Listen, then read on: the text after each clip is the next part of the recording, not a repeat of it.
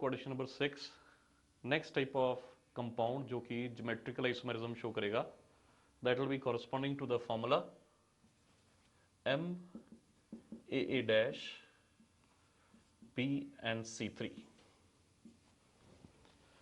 Central atom के around तीन अलग अलग तरह के ligands, one is ligand B, other is ligand C. B and C ये दोनों लिगेंड कैसे हैं? मोनोडेंटेट। इसके अलावा AA dash is bidentate ligand with two different donor atom.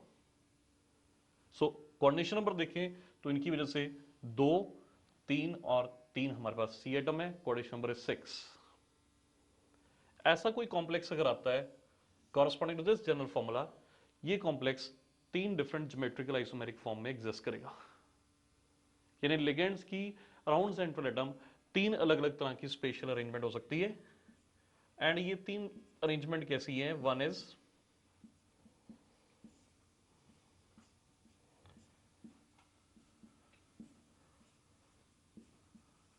like this. Second type of spatial arrangement is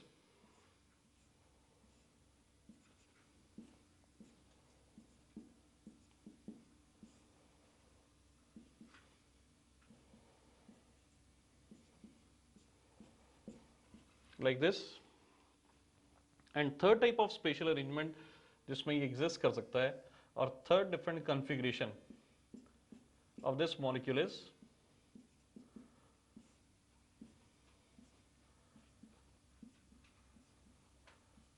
like this. So ये 3 अलग अलग forms है, जिन अलग अलग फॉर्म्स में ये कंपाउंड एग्जिस्ट कर सकता है। और इन तीनों का आपस में क्या रिलेशन है? ये तीनों सेम फॉर्मूला के कॉरस्पॉन्डिंग तीनों आपस में ज्योमेट्रिकल आइसोमर्स हैं। इसके अलावा अगर हमारे पास कोई कॉम्प्लेक्स है of type MA2, B2 and C2, अगर कॉम्प्लेक्स 3 अलग अलग लिगेंड्स सेंट्रल एटम के राउंड A, B, C तीनों monodentate ligands A2, B2, C2 वाले, इस कॉम्प्लेक्स में ये कंपाउंड 5 अलग अलग फॉर्म्स में एग्जिस्ट कर सकता है। So it is known to have 5 different geometrical isomeric form. तो इसकी 5 अलग अलग फॉर्म्स कौन सी है, हम इनको ड्रॉ कर सकते हैं।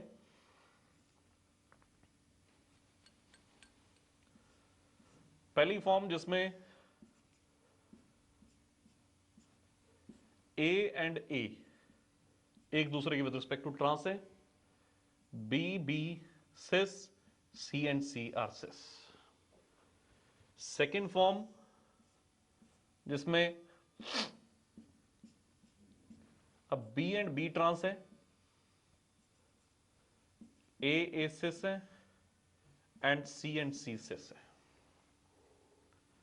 Third form in which now C and C are trans, A and A are cis, B and B are cis। 3 form बन रही है, A trans, B trans and C trans. बाकी लिगेंड्स एक दूसरे के with respect to cis. 2 forms बनेंगी जिनमें सारे लिगेंड्स एक दूसरे के विद रिस्पेक्ट टू सिस और सारे लिगेंड एक दूसरे के with respect to trans.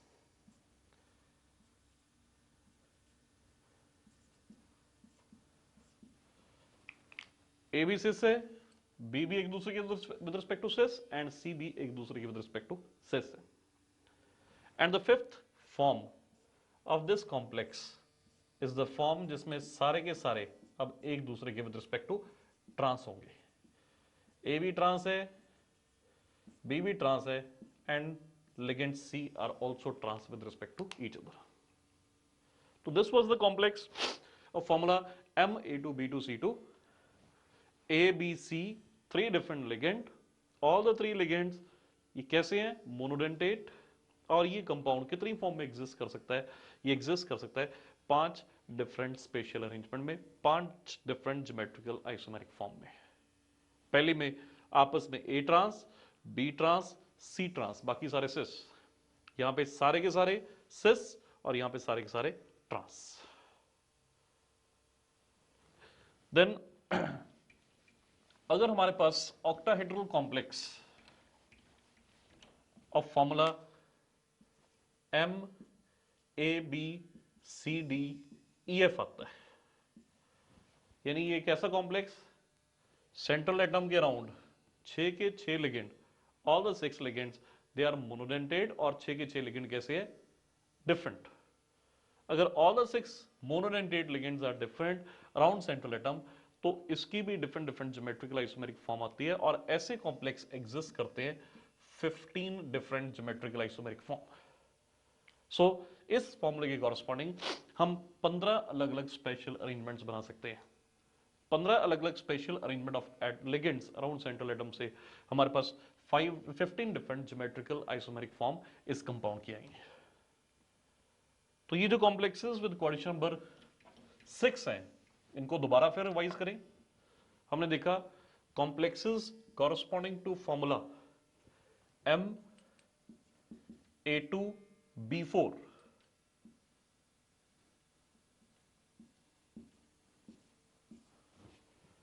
complexes corresponding to formula MAA whole twice B2,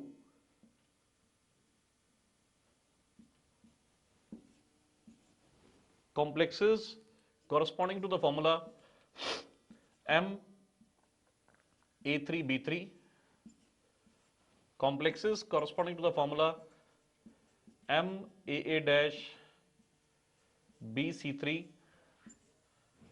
complexes corresponding to formula MA2B2C2, and complexes corresponding to formula MABCDEF। ये सारे ज्योमेट्रिकल आइसोमर्स शो करते हैं। Geometrical isomerism in complexes with coordination number 6 is possible corresponding to these general formula। इस फॉर्मूले के corresponding जो complexes होते हैं इनकी दो फॉर्म्स है, इसके कॉरस्पॉन्डिंग जो कॉम्प्लेक्सेस इनकी दो फॉर्म्स है, इसके कॉरस्पॉन्डिंग कॉम्प्लेक्सेस की दो फॉर्म्स है, इसके कॉरस्पॉन्डिंग हमने देखा देयर आर 3 फॉर्म्स, इसके corresponding there are 5 forms, and इसके corresponding there are 15 different forms. ये सारी फॉर्म्स में, इन सभी फॉर्म्स में लिगेंड्स की special arrangement around central atom different आएगी, जिनकी वजह से ये आपस में they will be the geometrical isomers. इसके अलावा हमने ये भी पढ़ा है, अगर कॉम्प्लेक्स में सेंट्रल एटम के अराउंड कोऑर्डिनेशन नंबर अगर 4 आए, तो कोऑर्डिनेशन नंबर 4 में ज्योमेट्रिकल आइसोमेरिज्म तभी पॉसिबल है अगर ये कॉम्प्लेक्स कैसा है, स्केयर प्लेनर। टेट्राहेड्रल कॉम्प्लेक्सेस में geometrical isomerism is not possible. Complexes with coordination number 4 दो फॉर्म में एग्जिस्ट कर सकते हैं, square planar and tetrahedral. Tetrahedral में कोई ज्योमेट्रिकल आइसोमेरिज्म नहीं, square planar they are known to show different geometrical isomeric form. Then complexes with coordination number 6 octahedral complexes, इन सभी फॉर्मूले के corresponding geometrical isomerism is possible, right? Okay, अब बारी आती है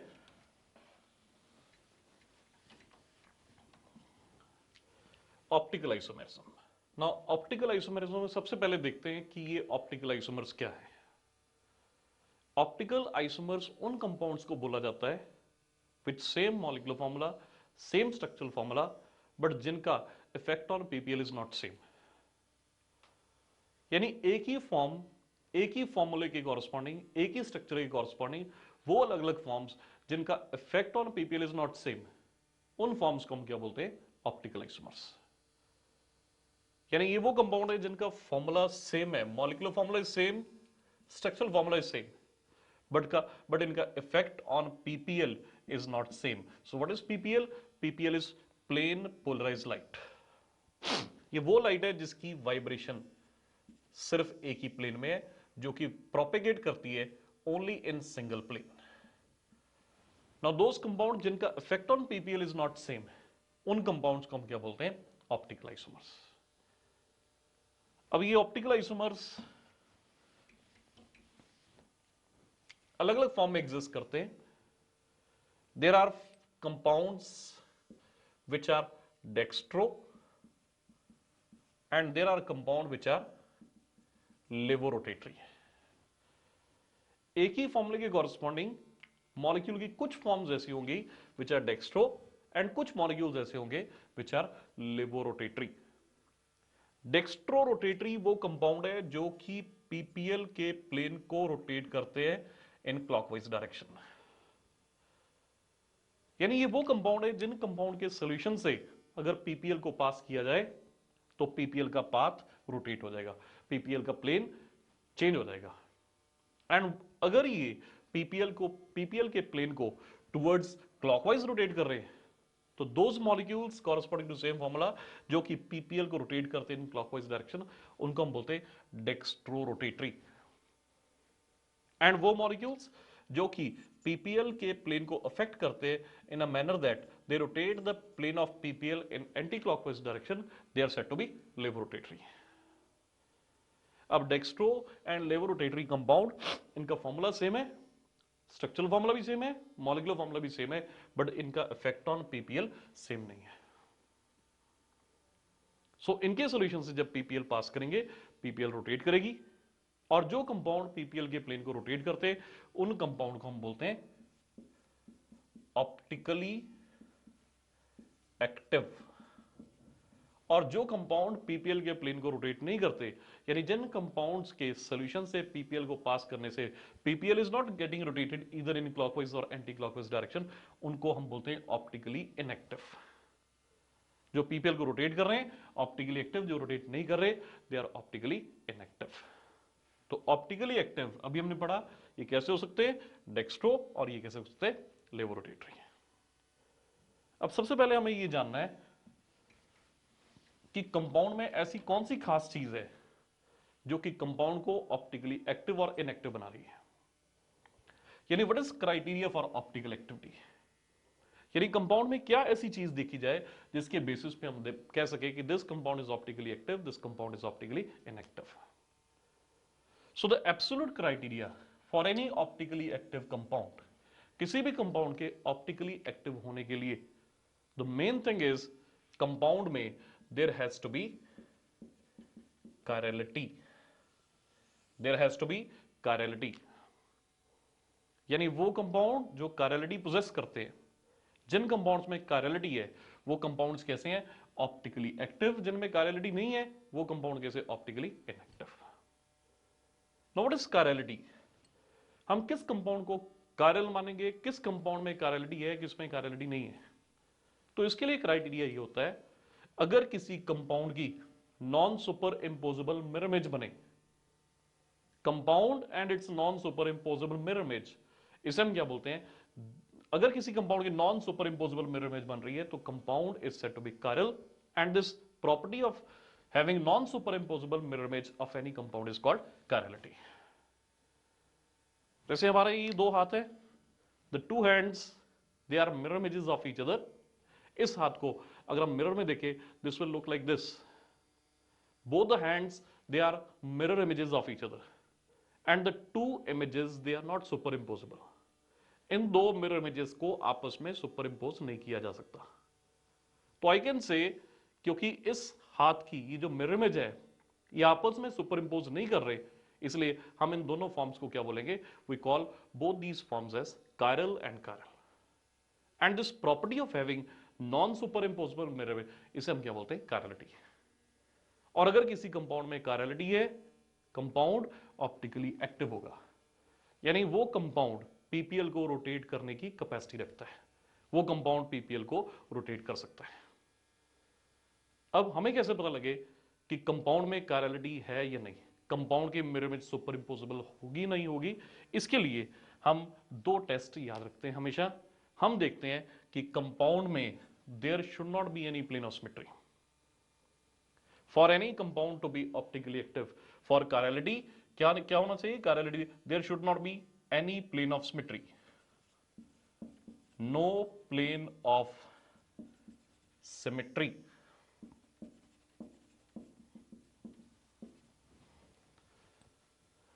एंड कायरलिटी के लिए दूसरा टेस्ट जो हम देखते हैं, there should not be no point of symmetry.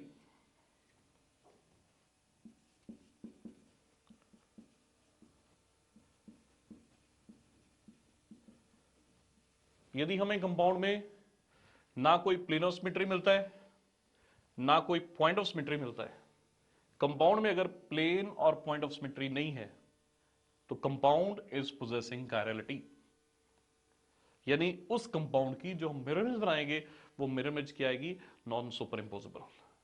और किसी कंपाउंड की non superimposable mirror image होना कंपाउंड में क्या पोजेस करता है, कंपाउंड क्या पोजेस करता है, chirality.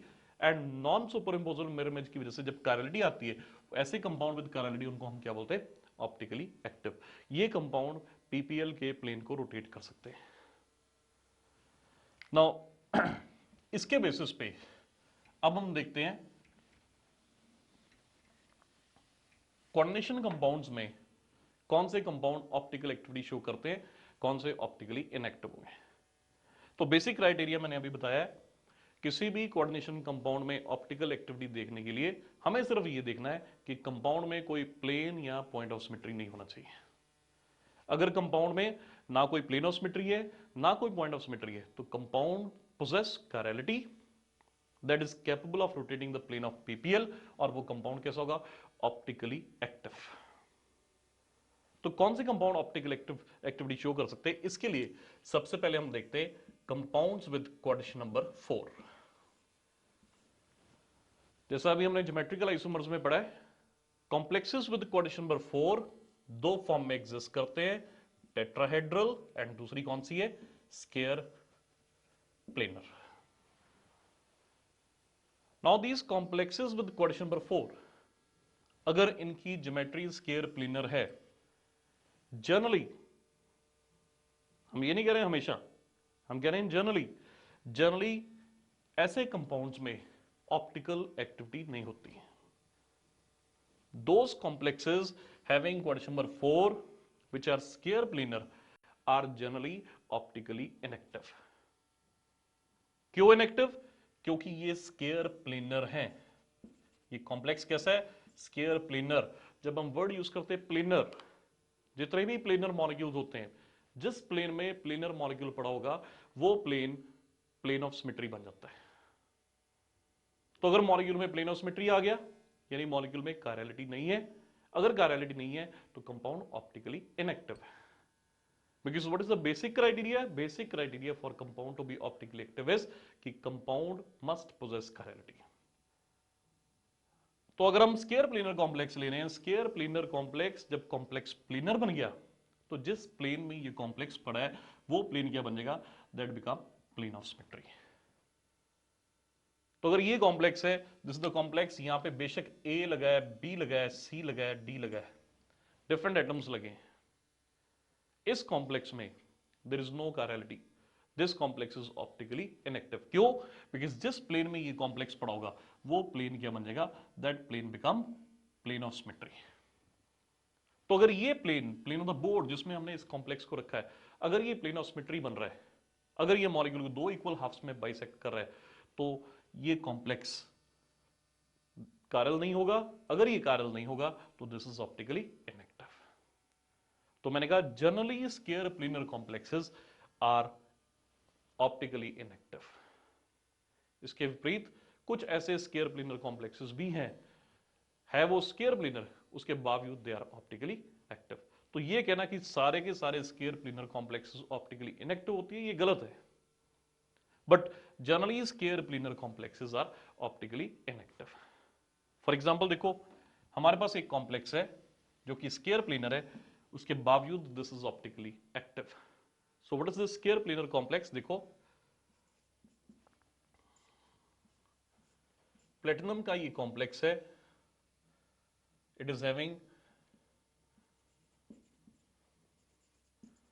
Nitrogen as donor atoms,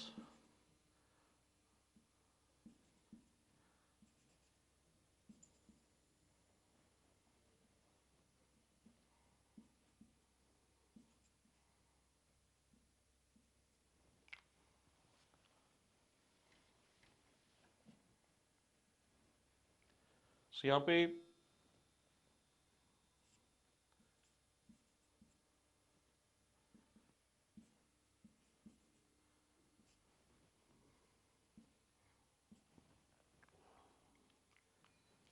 These are the two phenyl groups which are attached, which are going inside the plane of the board, and इस पे भी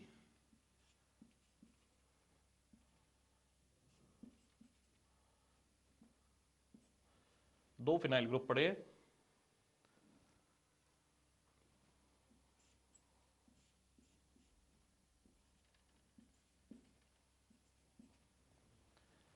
अगर ये कॉम्प्लेक्स देखें, इस कॉम्प्लेक्स में ये सेंट्रल एटम प्लेटिनम जो है, this is DsP2 hybridised.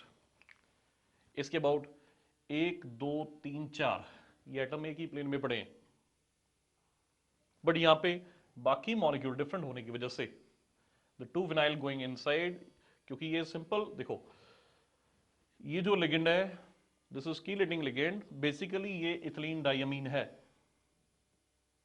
CH2 CH2 NH2 NH2 CH2 CH2 NH2 NH2। इस इथिलीन डायमीन की हमने सब्स्टिट्यूशन की है। ये सिंपल इथिलीन डायमीन नहीं है, this is substituted ethylene diamine. So this is 1,2 diphenyl ethylene diamine, this is 1,1 diphenyl ethylene diamine.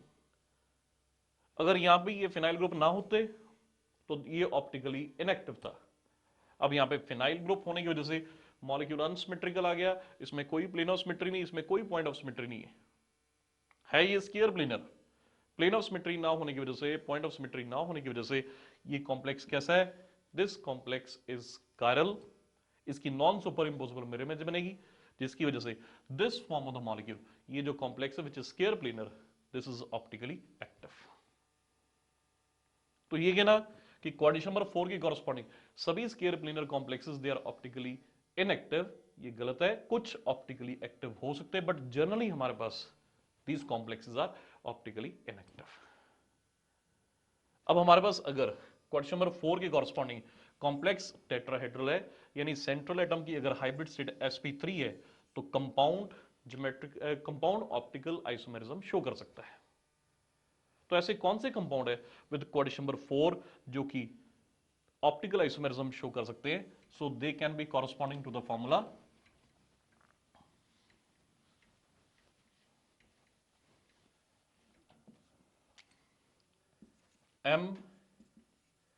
MABCD, यानी चारों atom they have to be different. अगर ये सेंट्रल एटम sp3 हाइब्रिडाइज्ड है, अगर ये टेट्राहेड्रल कॉम्प्लेक्स है, तो इस सेंट्रल एटम के अराउंड ये चारों के चारों ABCD चारों एटम्स डिफरेंट होने चाहिए, चारों लिगेंड्स डिफरेंट होने चाहिए, तब ये क्या शो कर सकता है? This can show optical isomerism. इसके अलावा complexes corresponding to formula MAA dash and BC, so ये भी ऑप्टिकली एक्टिव हो सकता है, बिकॉज इस कॉम्प्लेक्स में भी, इस टेट्राहेड्रल कॉम्प्लेक्स में भी इस सेंट्रल एटम के अराउंड तीन तरह के लिगेंड्स है, AA dash B and C, but 4 donor atom जो है, all the 4 donor atoms they are different. One donor atom is A, other is A dash B and C, जिसकी वजह से this can also show optical isomerism. तो अगर question number 4 के corresponding tetrahedral and square planar, square planar are generally optically inactive, tetrahedral can be optically active, corresponding to formula MABCD, corresponding to formula MAB dash and PC. These complexes can show optical isomerism because in complexes में क्या आएगी? इन complexes में ना कोई plane of symmetry होगा, ना point of symmetry होगा। ये complexes कैसे होंगे? Disymmetrical। इनमें क्या होगी? Chirality। Chirality की वजह से these will be optically active, right? Okay, then अब अगर कॉम्प्लेक्स आ जाए विद क्वाड्रेचर नंबर 6, तो हमें पता है कॉम्प्लेक्सेस विद क्वाड्रेचर नंबर 6 ये हमेशा कैसे होते हैं? ऑक्टाहेड्रल। अब वो कौन से ऑक्टाहेड्रल कॉम्प्लेक्सेस हैं जिनमें optical isomerism is possible? These octahedral complexes optical isomerism is possible if complexes corresponding to the general formula number 1 is MAA whole twice B2, one central atom, two type of ligands, ligand AA and other is B. AA again this is bidentate, bidentate ligand में both the donor atoms are same. This B is a different ligand. ये complex दो forms में exist कर सकता है, as cis and as trans. इस complex की जो ट्रांसफॉर्म आएगी that will be optically inactive.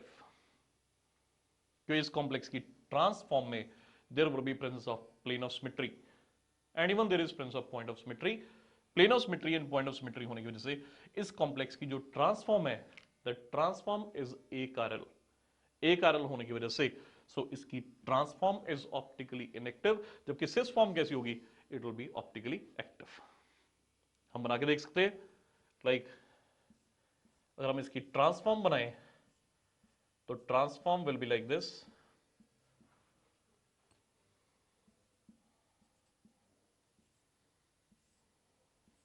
This form of the molecule is trans, and this form is having planes of symmetry. एक plane of symmetry, there are many plane of symmetry that are present in this particular complex. There is one plane of symmetry, second plane of symmetry and third plane of symmetry about these atoms. इस molecule में plane of symmetry होने की वजह से this trans form of this complex is optically inactive. So इसी की cis form अगर बनाएं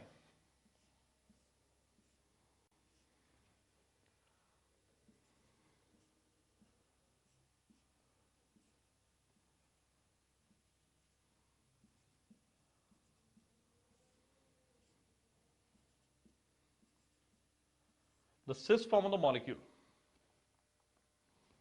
this form will be having non-superimposable mirror image. इसमें ना कोई पॉइंट ऑफ सिमेट्री है ना ही कोई प्लेन ऑफ सिमेट्री है. कोई प्लेन ऑफ सिमेट्री नहीं है, कोई पॉइंट ऑफ सिमेट्री नहीं है, जिसकी वजह से इसकी जो मिरर इमेज बनेगी, mirror image will be non superimposable.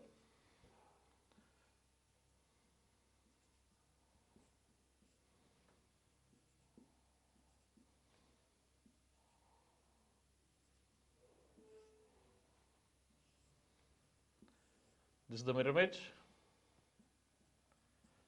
and the two mirror images they are not superimposable, they are non-superimposable.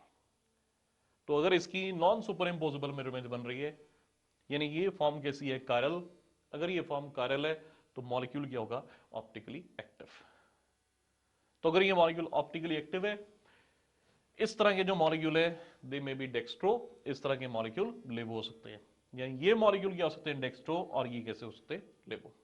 यानी इस फॉर्मूले के कॉरस्पॉन्डिंग ये कंपाउंड दो डिफरेंट स्टीरियो आइसोमेरिक फॉर्म में एग्जिस्ट करेगा, लाइक दिस एंड दिस. ये दोनों फॉर्म्स में जो फर्क है, फर्क सिर्फ इनका बिहेवियर टुवर्ड्स पीपीएल है.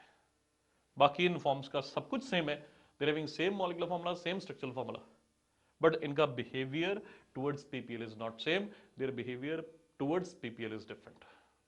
अगर ये पीपीएल को टुवर्ड्स राइट रोटेट कर रहा है तो ये पीपीएल को टुवर्ड्स लेफ्ट रोटेट कर रहा है, जबकि इसका ये फॉर्म जो है, this form is optically inactive, यानी ये पीपीएल को रोटेट ही नहीं कर रही है. सो ये आएंगे हमारे पास optical isomer. Even this is also optical isomer of this, but इन दोनों में रिलेशन जो है, बेसिक रिलेशन जो है, they are the geometrical isomers and they are even configurational isomers. Okay, so इनको हम डायस्टेरियोमर्स भी बोलते हैं.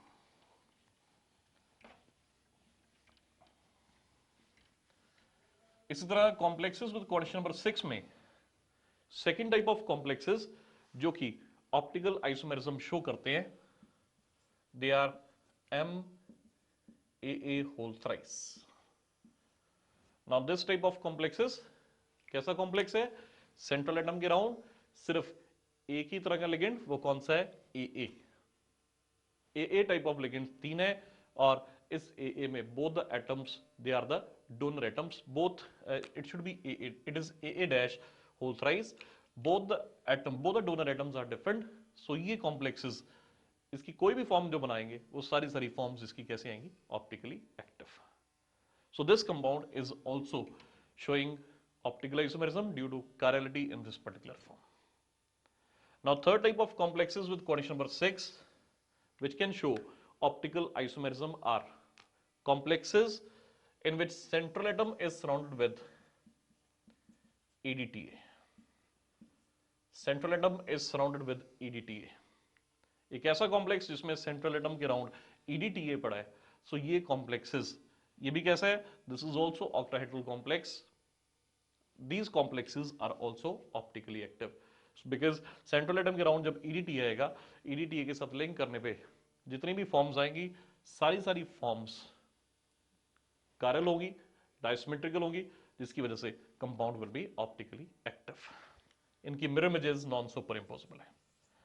Now fourth type of octahedral complexes.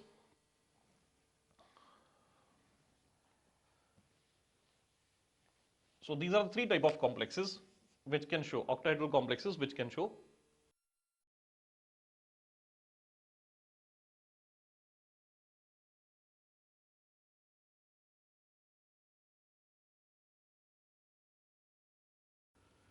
Isomerism के बाद अब हम देखते हैं कि इन कोऑर्डिनेशन कंपाउंड्स में कौन कौन सी थ्योरीज है जो कि बॉन्डिंग के बारे में एक्सप्लेन करती है और different theories of bonding in coordination compounds. तो सबसे पहले बॉन्डिंग में there is a rule that is called effective atomic number rule.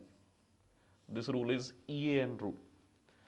EAN stand for effective atomic number rule. So what is this effective atomic number rule?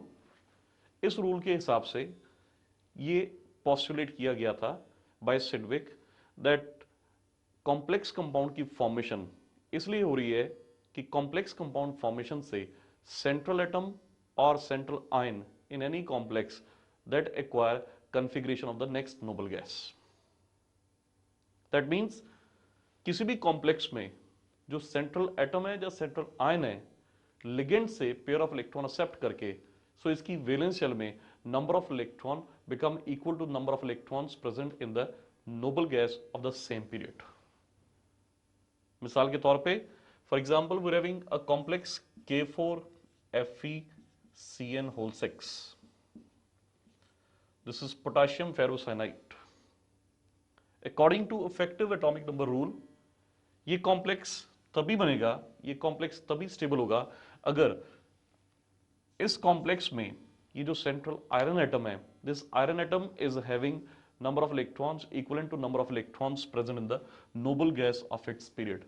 Noble gas of period means noble gas of the fourth period. Now noble gas of fourth period में first period में हमारे पास आती है helium, then neon, then argon and then krypton.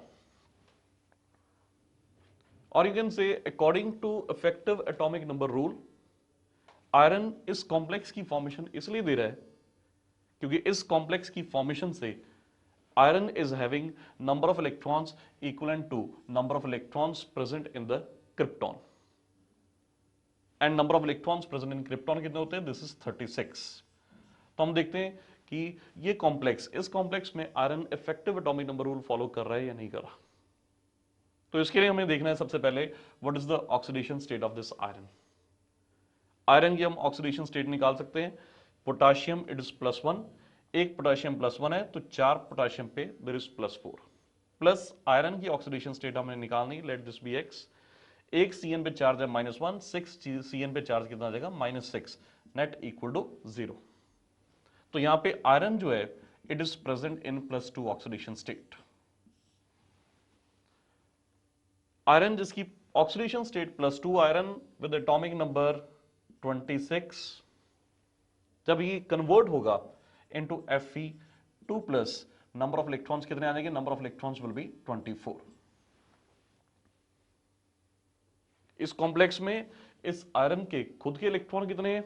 खुद के electron +2 oxidation state में these are 24. इसके अलावा आयरन इन Cn लिगेंड से पेयर ऑफ इलेक्ट्रॉन एक्सेप्ट कर रहा है. एक Cn से एक पेयर एंड 6 Cn से it is accepting 6 pair of electron. तो अगर इसका इफेक्टिव एटॉमिक नंबर कैलकुलेट करें तो इफेक्टिव एटॉमिक नंबर आयरन +2 का 24 है, plus how many electron it is acquiring? It is getting 12 electrons from 6 Cn ligands. तो अगर ये 12 इलेक्ट्रॉन एक्सेप्ट करता है तो इसके पास after accepting pair of electron from these Cn negative, how many electrons iron is having in its total electron in iron कितने आ जाएंगे? Total electron in iron this comes out to be 36। तो इस कॉम्प्लेक्स में iron जो कि अपनी +2 oxidation state में पड़ा था, after accepting pair of electron from these Cn negative ligands, इसके पास कितने इलेक्ट्रॉन आ गए? इसके नंबर ऑफ इलेक्ट्रॉन आ गए 36, so which is equal to the number of electrons present in the noble gas of its period, कितने आ गए? 36। तो इफेक्टिव एटॉमिक नंबर इस आयरन का इस कॉम्प्लेक्स में कितना आया? This comes out to be 36। And according to effective atomic number rule, so इस कॉम्प्लेक्स की फॉर्मेशन से आयरन इज गेटिंग स्टेबलाइज्ड। और इफेक्टिव एटॉमिक नंबर रूल ये कह रहा है कि आयरन ये कॉम्प्लेक्स इसलिए बना रहा है ताकि इस आयरन के पास after accepting pair of electron from these Cn ligand, इसके पास नंबर ऑफ इलेक्ट्रॉन सेम हो जाए as the number of electrons present in the noble gas. But ये रूल कुछ कॉम्प्लेक्सेस में वैलिड है, बट ये रूल सभी कॉम्प्लेक्स में वैलिड नहीं है। फॉर एग्जाम्पल, इस रूल के हिसाब से इसी आयरन का ये कॉम्प्लेक्स स्टेबल नहीं होना चाहिए, which is potassium ferricyanide. So iron Cn negative के साथ एक और कॉम्प्लेक्स बना रहा है, this is potassium ferrocyanide, this is potassium ferricyanide. इस कॉम्प्लेक्स में iron is obeying effective atomic number rule, because after accepting pair of electron from Cn negative, इसके पास नंबर ऑफ इलेक्ट्रॉन कितने आ गए? 36, which is same as number of electron in krypton. Now same way से अगर हम यहां पे इस आयरन के नंबर ऑफ इलेक्ट्रॉन कैलकुलेट करें तो इसका इफेक्टिव एटॉमिक नंबर 36 नहीं आएगा। And according to this rule, this complex has to be unstable and this complex should be non existing. But ऐसा नहीं है, this complex is stable and this complex is existing. तो how many electron this iron is having in this complex calculate करते हैं। सो इस complex में iron की oxidation state आएगी 3 + x - 6 = 0, x = +3। यानी आयरन अपनी किस स्टेट में पड़ा है? It is present in +3 oxidation state. अपने इलेक्ट्रॉन इसके कितने हैं? 26 इलेक्ट्रॉन थे। जब ये Fe3+ में कन्वर्ट हो रहा है तो नंबर ऑफ इलेक्ट्रॉन कितने रह गए? Now electrons are 23। इसके खुद के इलेक्ट्रॉन कितने हैं? 23। कितने इलेक्ट्रॉन एक्सेप्ट कर रहे हैं? 12। तो इसका इफेक्टिव एटॉमिक नंबर कितना आ गया? This comes out to be 35। Since अब इसका एटॉमिक नंबर 35 आ रहा है, तो according to EAN rule, this complex has to be unstable, this complex has to be non existing. But ऐसा नहीं है, this complex is stable, this is existing, and effective atomic number rule is not explaining the formation of this particular complex.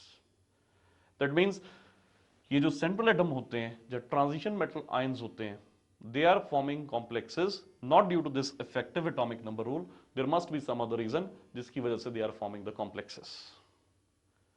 तो किसी भी complex में central atom का effective atomic number हमें calculate करना है। इसे एक बार फिर देखते हैं कैसे हम इफेक्टिव एटॉमिक नंबर कैलकुलेट करेंगे। लाइक हमारे पास कॉम्प्लेक्स है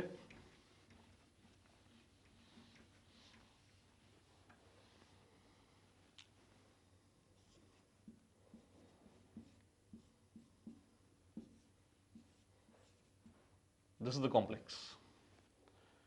इस कॉम्प्लेक्स में लेट हमें कोबाल्ट का इफेक्टिव एटॉमिक नंबर कैलकुलेट करना है। तो कोबाल्ट का इफेक्टिव एटॉमिक नंबर कैलकुलेट करने के लिए सबसे पहले हम देखेंगे कि इस कॉम्प्लेक्स में कोबाल्ट की ऑक्सीडेशन स्टेट क्या है। तो ऑक्सीडेशन स्टेट के लिए स्टेप 1 है x + 0 - 3 = 0, x = +3। यानी इस कॉम्प्लेक्स में cobalt is present in +3 oxidation state. Cobalt जिसका एटॉमिक नंबर कितना होता है? 27। जब ये +3 ऑक्सीडेशन स्टेट में पड़ा होगा, इसके अपने इलेक्ट्रॉन कितने रह गए? Number of electrons are 24। Because cobalt जब CO3+ बनाएगा, it is losing 3 electron. It was having कितने इलेक्ट्रॉन थे? 27। अब कितने रह गए? 24। तो 24 इलेक्ट्रॉन इसके अपने हैं, प्लस ये कुछ इलेक्ट्रॉन एक्सेप्ट कर रहा है फ्रॉम दीज लिगेंड्स। और कितने पेयर ऑफ इलेक्ट्रॉन एक्सेप्ट कर रहा है? सिंस 6 वाटर मॉलिक्यूल है विच इज यूनिडेंटेट लिगेंड, हर एक वाटर मॉलिक्यूल एक पेयर ऑफ इलेक्ट्रॉन देगा, तो 6 water molecule 6 pair of electron यानी 12 इलेक्ट्रॉन्स की कंट्रीब्यूशन देगा। एंड नंबर ऑफ इलेक्ट्रॉन्स कितने आ जाएंगे? 36। And cobalt will be having number of electrons same as number of electrons present in krypton. और कोबाल्ट का इस कॉम्प्लेक्स में इफेक्टिव एटॉमिक नंबर कितना है? Effective atomic number of this cobalt is 36. Similarly कोई भी अगर हम कॉम्प्लेक्स देखें, लाइक हमारे पास है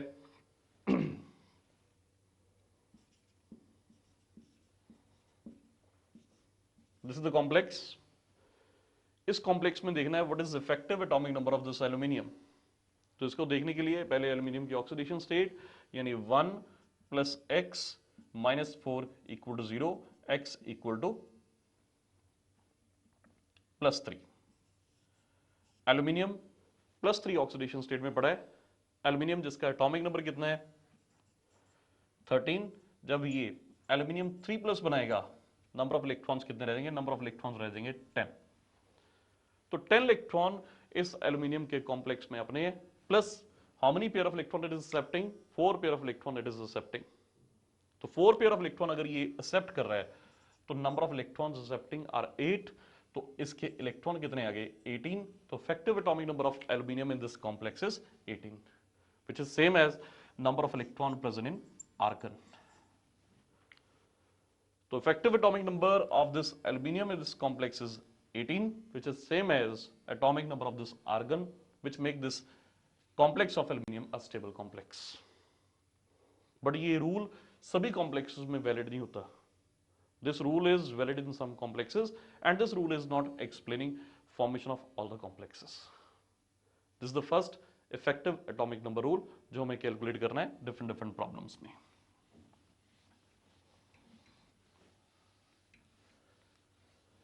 Now second theory जो थी which was explaining bonding in these coordination compounds, that theory was Werner's theory.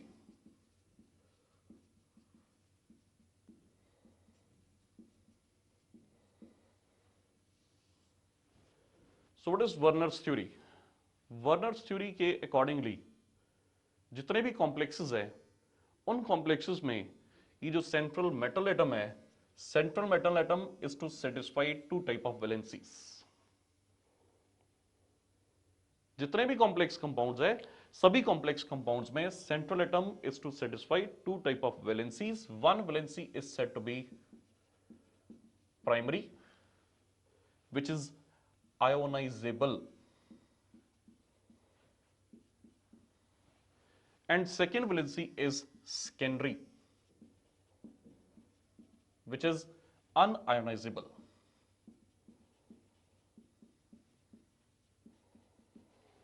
यानी इस थ्योरी के हिसाब से जितने भी कॉम्प्लेक्सेस हैं, लाइक फिर से हम लेते हैं पोटेशियम फेरोसाइनाइड K4Fe6. इस कॉम्प्लेक्स में इस थ्योरी के हिसाब से इस आयरन की 2 तरह की वैलेंसीज हैं. One valency is ionizable, which is called primary valency. Second valency is unionizable, which is called secondary valency.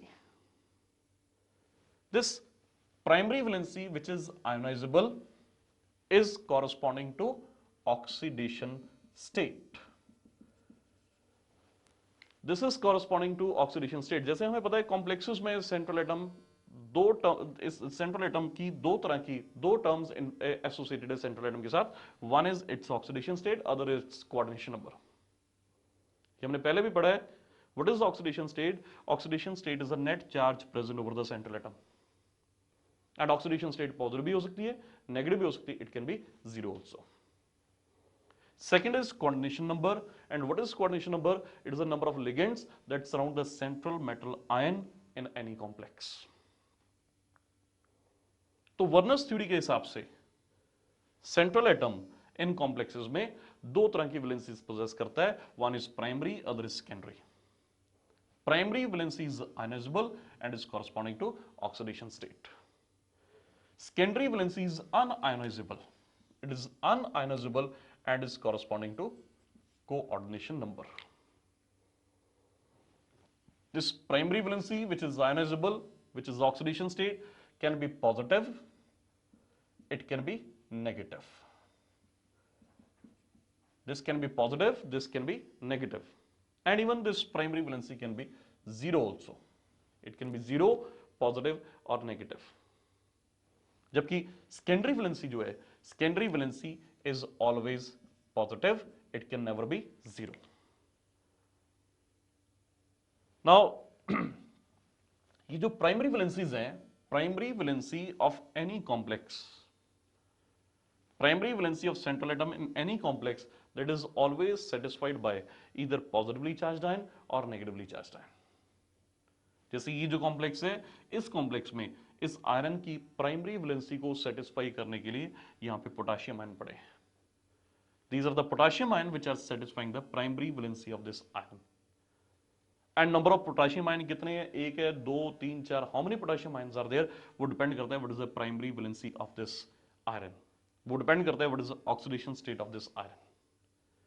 Primary valency is satisfied by positively charged ion, negatively charged ion, जबकि secondary valency can be satisfied by positively charged, negatively charged or neutral electron donating species, because this is corresponding to coordination number। And coordination number में central atom can be surrounded with negatively charged ligand, positively charged ligand or neutral ligands। It can be satisfied by positive, negative or neutral ligands, जबकि primary valency only positive or negative। Now इस central atom की complexes में primary valency can be different। जैसे इस complex में primary valency of iron is +2। इसी iron का ऐसा ही एक कॉम्प्लेक्स बनाए, इस कॉम्प्लेक्स में अब प्राइमरी वैलेंसी +2 की बजाय now the primary valency is +3। Primary valency of the central atom can very, it can very. Central atom can have different primary valencies in different complexes, but its secondary valency is generally fixed। Coordination number in complexes में central atom का generally fix होता है। Fix coordination number these central atoms are exhibiting in these complexes। जैसे यहां पे भी coordination number कितना है 6, इस कॉम्प्लेक्स में भी आयरन का कोऑर्डिनेशन नंबर कितना है 6। Primary valency can very, secondary valency generally fixed होती है। तो वर्नर थ्योरी क्या कह रही है, इसे एक बार फिर रिवाइज करते हैं। इस थ्योरी के हिसाब से किसी भी कॉम्प्लेक्स में central atom is possessing two type of valencies, primary and secondary। Primary valency is ionizable and it is corresponding to oxidation state। For a complex, central atom can have positive, negative or zero oxidation state, whereas secondary valency which is ionizable, which is corresponding to coordination number, ये हमेशा क्या है positive, it can never be negative, it can't be zero। Primary valencies are satisfied by either positively charged ion or negatively charged ion, जबकि secondary valencies these are satisfied by either positive or negative or neutral। Positive, negative or neutral, those species which are capable of donating pair of electron, because it is corresponding to which number, coordination number, जो कि depend करता है number of ligands and nature of ligand पे। okay, now इसके अलावा देखो complex में metal की जो सेकेंडरी वैलेंसीज होती हैं, these secondary valencies are oriented in different directions in order to provide a particular geometry to the complex। जैसे इसी कॉम्प्लेक्स में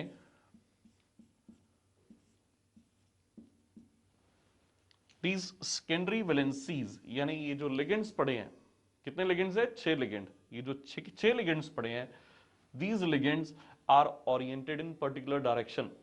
These are oriented in particular direction in 3D space around this iron atom to provide a particular geometry to the complex। Like ये जो complex है, इस complex में iron जिसका coordination number 6 है, ये जो 6 लिगेंड पड़े हैं, ये 6 लिगेंड इस कॉम्प्लेक्स को ऑक्टाहेड्रल ज्योमेट्री प्रोवाइड कर रहे हैं। These are oriented in particular direction in 3D space and they are providing a particular geometry to the complex and the geometry comes out to be octahedral।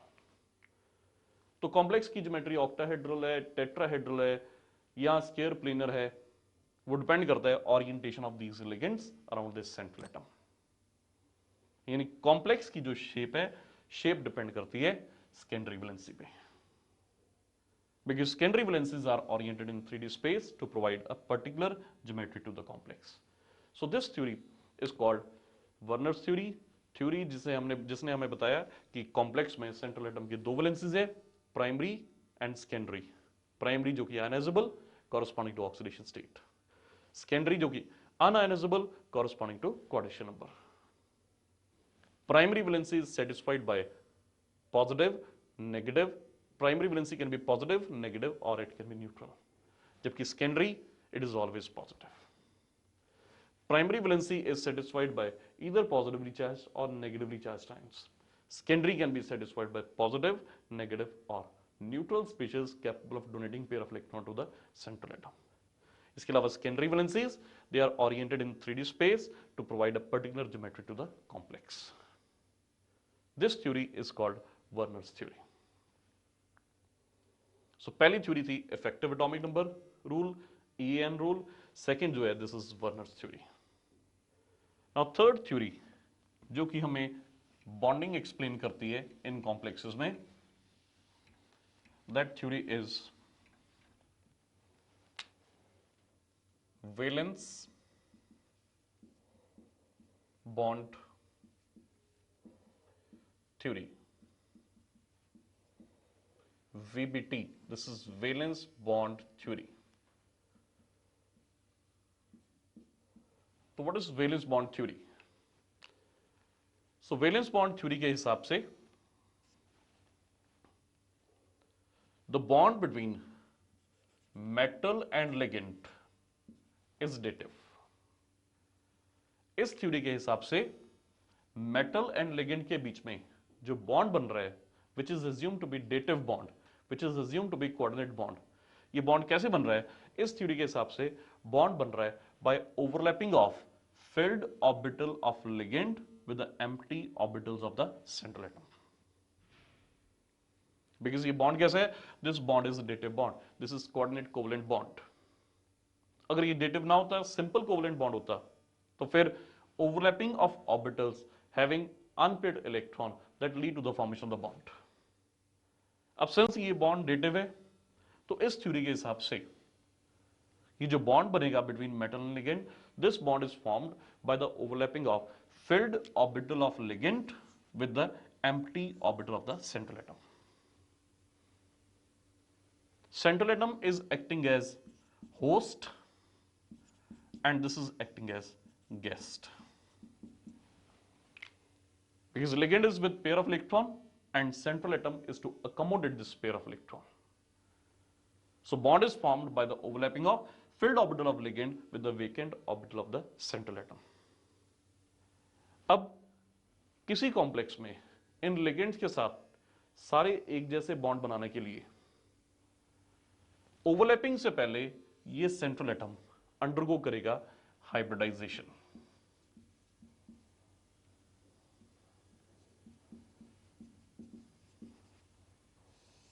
और you can say in order to form same kind of bond, सारे के सारे bond एक जैसे ही बने with these ligand, central atom as it is अपने orbitals को इन लिगेंड्स के ऑर्बिटल के साथ ओवरलैप नहीं करवाएगा. बिफोर ओवरलैपिंग ये सेंट्रल एटम अंडरगो करेगा हाइब्रिडाइजेशन. यानी those orbitals which are eligible for bonding, वो सारे ऑर्बिटल्स इंटरमिक्स कर जाएंगे एंड इंटरमिक्सिंग से it will provide orbitals of identical shape and same energy so that सारे bonds with ligand कैसे बने? एक जैसे. Now depending central atom कैसी hybridization undergo कर रहा है, उसके accordingly will get a particular shape of the complex. Because हमें पता है अगर central atom की hybrid state हो sp तो ज्योमेट्री आती है लीनियर. हाइब्रिड स्टेट हो sp2 ज्योमेट्री आती है ट्राइगोनल प्लेनर. sp3 ज्योमेट्री क्या आती है टेट्राहेड्रल. dsp2 ज्योमेट्री क्या आती है square planar. sp3d geometry is always trigonal bipyramidal. And अगर sp3d2 हाइब्रिडाइजेशन हो this is octahedral. And sp3d3 से हमें पता है हाइब्रिड, इस हाइब्रिड स्टेट की कॉरस्पॉन्डिंग जो रेगुलर ज्योमेट्री ऑफ कॉम्प्लेक्स आती है दैट इज पेंटागोनल बाइपिरामिडल। तो लिगेंड के साथ बॉन्ड बनाने के लिए सबसे पहले मेटल एटम अंडरगो करेगा hybridisation, there will be intermixing of orbitals. Intermixing of orbitals lead to the formation of new set of orbitals of identical shape and same energy, and in orbitals से जो bond बनेंगे they'll be equivalent bonds, they'll be same kind of bonds, and hybrid state of the central atom decide करेगा what is the geometry of the complex. जैसे मैंने बताया sp से linear, sp2 से regular geometry trigonal planar, tetrahedral, square planar, pentagonal bipyramidal. This is sp3d2 octahedral and this is pentagonal bipyramidal. Now हमें जो complexes पढ़ने हैं जिनकी हमें geometry देखनी है, what is the shape of the complex? These are the complexes of coordination number 4 and coordination number 6. और you can say ये वो complexes हैं जिन कॉम्प्लेक्सेस में सेंट्रल मेटल एटम के राउंड या तो 4 लिगेंड लगे होंगे, central atom is surrounded with either 6 ligand. अब 4 लिगेंड के पेयर ऑफ इलेक्ट्रॉन को एक्सेप्ट करने के लिए इसके पास 4 हाइब्रिड ऑर्बिटल्स होने चाहिए, एंड 6 लिगेंड्स के पेयर ऑफ इलेक्ट्रॉन को एक्सेप्ट करने के लिए it must have 6 hybrid orbitals. Now 4 pair of electron को एक्सेप्ट करने के लिए 4 जो हाइब्रिड ऑर्बिटल्स आएंगे, ये 4 हाइब्रिड ऑर्बिटल्स दो तरह के हो सकते हैं। These hybrid orbitals can be sp3 and these hybrid orbitals can be dsp2। Similarly अगर 6 पेयर ऑफ इलेक्ट्रॉन एक्सेप्ट करने हैं, इस सेंट्रल एटम के पास दो तरह के हाइब्रिड ऑर्बिटल्स होंगे, एक d2sp3 और दूसरे sp3d2। अकॉर्डिंगली जो हमारे पास कॉम्प्लेक्सेस बनेंगे वो डिफरेंट टाइप ऑफ कॉम्प्लेक्सेस बनेंगे। तो सबसे पहले हम देखते हैं कॉम्प्लेक्सेस विद कोऑर्डिनेशन नंबर 4। भी वो कॉम्प्लेक्सेस जिनमें सेंट्रल एटम का कोऑर्डिनेशन नंबर 4 है, central atom is surrounded with 4 ligands. तो अगर सेंट्रल एटम 4 लिगेंड से सराउंडेड है, अभी जैसे मैंने बताया अगर कोऑर्डिनेशन नंबर 4 होगा तो central atom can form 2 type of complexes. One is sp3 which is called tetrahedral complex. Second, it can undergo dsp2 hybridization which will lead to the formation of square planar complex. दो तरह के complexes बनते हैं, tetrahedral and square planar complexes. Now किसी complex में central atom की hybrid state sp3 है या उसकी hybrid state dsp2 है, वो डिपेंड करता है कि central atom का ऑक्सीडेशन स्टेट ये है, एंड वो डिपेंड करता है कि सेंट्रल एटम किस तरह के लिगेंड से सराउंडेड है। We take up this in different cases. अलग अलग केसेस में इस कोऑर्डिनेशन नंबर 4 को स्टडी करते हैं और देखते हैं कि कोऑर्डिनेशन नंबर 4 में सेंट्रल एटम की क्या हाइब्रिड स्टेट आ रही है। तो इसके लिए सबसे पहले हम स्टार्ट करते हैं with the complex which is NiCO4। This is called tetracarbonyl nickel. Why tetracarbonyl nickel? Because 4 CO group पड़े हैं, these are carbonyl and central atom जो है that is nickel. Now इस कॉम्प्लेक्स में इस सेंट्रल एटम की ऑक्सीडेशन स्टेट जो है, this oxidation state is 0. Why? Because these ligands are neutral ligands. इनके ऊपर कोई चार्ज नहीं है, we're having x plus 0 equal to 0 accordingly. So oxidation state of central atom in this complex is 0. तो निकल जिसका एटॉमिक नंबर 28 है, अगर हम इसकी कॉन्फ़िगरेशन देखें तो configuration is 1s2 2s2 2p6 3s2 3p6 4s2 and 3d8। अगर हम इसकी वैलेंस शेल एंड एक इनर शेल ड्रॉ करें तो this will be like this.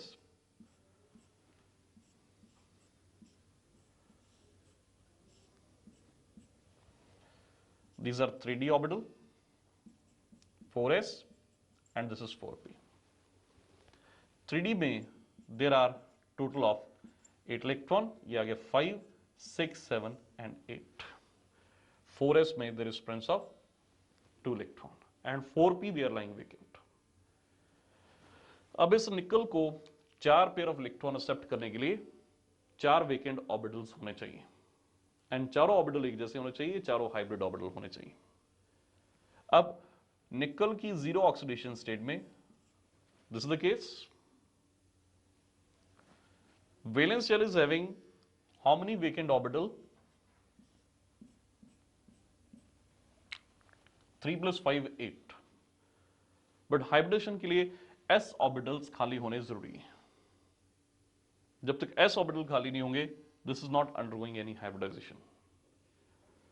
अब इनको खाली करने के लिए these electrons are forced to pair up with these electron so that ये 4s ऑर्बिटल है खाली हो जाए फॉर हाइब्रिडाइजेशन. सो जब ये इलेक्ट्रॉन यहां पे ट्रांसफर करेंगे, इन इलेक्ट्रॉन की ट्रांसफरेंस से जो स्टेट आएगी it will be like this. This is 4s and this is 4p.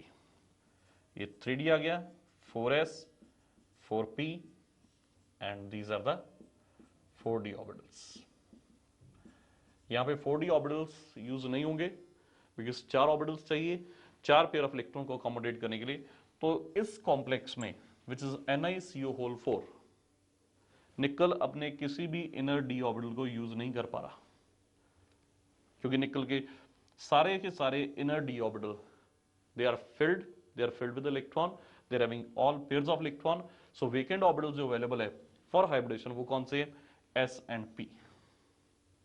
तो इस कॉम्प्लेक्स में निकल के पास सिर्फ एक ही ऑप्शन है that this will undergo sp3 hybridization. After undergoing sp3 hybridization, this will accommodate pair of electron from the ligand and this will form a complex, and that complex is tetrahedral complex. यानी इस complex में निकल के around ये जो CO हैं, these 4 ligands, they are oriented at an angle of 109 degree 28 minutes, giving rise to which geometry? Tetrahedral geometry. So each bond angle is 109 degree 28 minutes.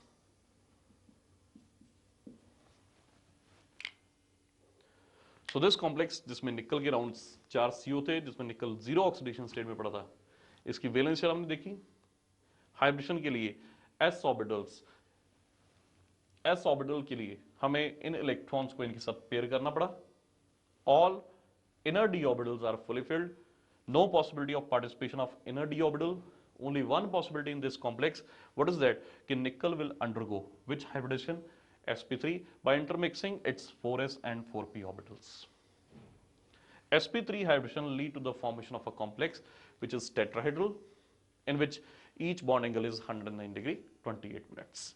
तो ये complex जो है first complex of nickel, this is tetrahedral complex, right? Okay. Now second complex इस निकल का जो है that is NiCl4 to negative. इस कॉम्प्लेक्स में देखें तो निकल की ऑक्सीडेशन स्टेट जो है it is X -4 equal to -2. इस कॉम्प्लेक्स में nickel is present in +2 oxidation state. तो निकल की +2 ऑक्सीडेशन स्टेट के लिए जो कॉन्फ़िगरेशन आएगी, इस कॉन्फ़िगरेशन में देयर इज प्रेजेंस ऑफ